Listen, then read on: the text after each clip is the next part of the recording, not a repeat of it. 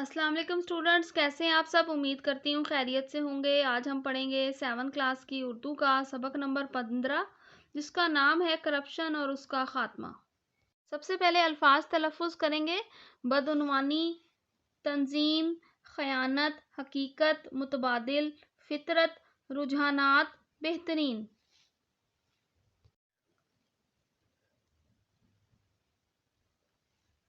मुश्किल अल्फाज के मानी करेंगे। अल्फाज मानी: अशियाए खुर्दनोश यानी खाने पीने की चीज़ें। अकरबा परवरी मानी होगा अपने रिश्तेदारों को नवाजना। की बिना पर यानी की बुनियाद पर, बिला तफरीक बगैर तफरीक के। पासदारी अमल करना। सिद्दीकीन यानी सद्दीक की जमा सच्चे लोग मानी होगा। फासिक और फाजिर मानी होगा गुनाहगार। फजीलत यानी बड़ाई। फेल अमल या काम को कहते हैं। करप्शन यानी बदउनवानी। नासूर मानी होगा जख्म। खयानत यानी कि धोखा देना या बददियांती करना। रुझानात रुझान की जमा, बदउनवानी हेरा फेरी। मुतबादिल बदलने वाला। तंजीम इंतज़ाम करना। फितरत कुदरत। बेहतरीन सबसे अच्छा। मरकजी ख्याल करेंगे इसका। करप्शन एक गैर अखलाकी और मुजरिमाना फेल है। बदउनवानी से आमतौर पर रिश्वत सतानी, अकरबा परवरी, सरकारी फंड या खजाने में खुर्द बुर्द और सरकारी अफसरान या सियासतदानों का अपने इख्तियारात को ज़ाती फ़ायदे के लिए इस्तेमाल करना ख्याल किया जाता है। महज़ब माशरों और दीगर मज़ाहिब में इसे मुजरिमाना फ़ेल तस्वुर किया जाता है। इस्लाम ने इसकी सख्त मज़म्मत की है। बदउनवानी के खात्मे का आगाज़ हम अपने घर से कर सकते हैं। बीवी अपने शौहर से या शौहर अपनी बीवी से रिज़्क़े हलाल पर इसरार करे। कारोबारी ज़िंदगी में सच्चाई का दामन हाथ से ना जाने दें। हुकूमती सतह पर सख्त से सख्त कवानीन बनाए जाएं जिन पर मुकम्मल और बिला तफरीक अमलदारी हो। अब हम इसका खुलासा करेंगे। करप्शन एक गैर अखलाकी और मुजरिमाना फेल है। महज़ब माशरे में इस बुराई को नापसंदीदगी की निगाह से देखा जाता है।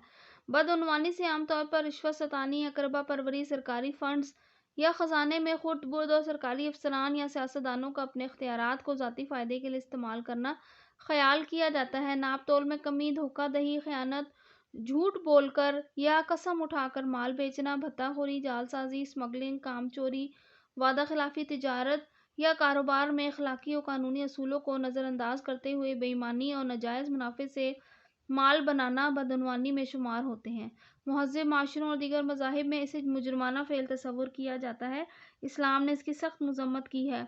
इरशाद बारी ताला है। जवाब तर्जुमा: नाप तोल में कमी करने वालों के लिए हलाकत है।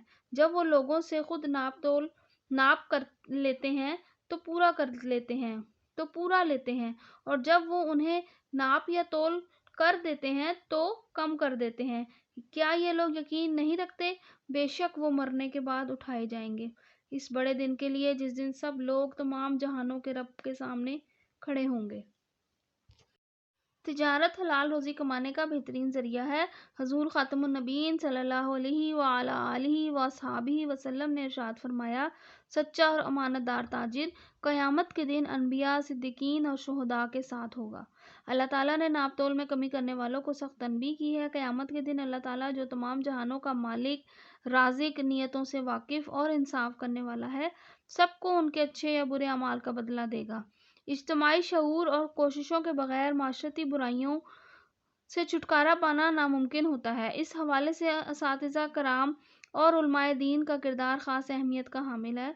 माशरे में बदउनवानी की रोकथाम के लिए ज़रूरी है कि सबसे पहले अपनी इस्लाह हम खुद करें। अल्लाह ताला फरमाता है, और नेकी और परहेज़गारी के काम में बाहम ताउन करो, और गुनाह और ज़्यादती के काम में बाहम ताउन ना करो, और अल्लाह की नाफरमानी से डरो। बेशक अल्लाह बहुत सख्त सज़ा देने वाला है। बदउनवानी के खात्मे के लिए दीनी असूलों और कानूनी ज़ाब्तों को हर हाल में मुकद्दम रखें। हुकूमती सतह पर सख्त से सख्त कवानीन बनाए जाएं जिन पर मुकम्मल और बिला तफरीक अमलदारी हो। की सवालात करेंगे। करप्शन कैसा अमल है? जवाब होगा, महज़ब माशरे में करप्शन को नापसंदीदा और काबिल गिरफ्त अमल समझा जाता है। सवाल नंबर 2, करप्शन के लिए उर्दू ज़ुबान में कौन सा लफ्ज़ इस्तेमाल होता है? जवाब होगा, उर्दू ज़ुबान में करप्शन के लिए बदउनवानी का लफ्ज़ इस्तेमाल होता है। سوال نمبر 3، عام طور پر کسے کرپشن یا بدعنوانی خیال کیا جاتا ہے؟ کرپشن یا بدعنوانی عام طور پر رشوت ستانی، اقربا پروری، سرکاری فنڈز یا خزانے میں خرد برد یعنی کہ ہیرا پھیری اور سرکاری افسران یا سیاستدانوں کا اپنے اختیارات کو ذاتی فائدے کے لیے استعمال کرنا خیال کیا جاتا ہے۔ سوال نمبر 4، قیامت کے روز سچا اور ایماندار تاجر کن کے ساتھ ہوگا؟ جواب ہوگا قیامت کے روز سچا اور ایماندار تاجر انبیاء کرام، صدیقین اور شہداء کے ساتھ ہوگا۔ سوال نمبر 5، ناجائز منافع کمانے کے لالچ سے کیا نقصان ہوتا ہے؟ جواب ہے ناجائز منافع کمانے کی ہوس اور لالچ پورے معاشرے کو مہنگائی اور غربت کی دلدل میں دھکیل دیتی ہے۔ جی اسٹوڈنٹس، اب ہم کریں گے درجہ ذیل سوالات کے تفصیلی جوابات دیں۔ سوال ہے قرآن پاک کی سورۃ المطففین میں اللہ تعالیٰ نے کیا ارشاد فرمایا؟ وضاحت کریں۔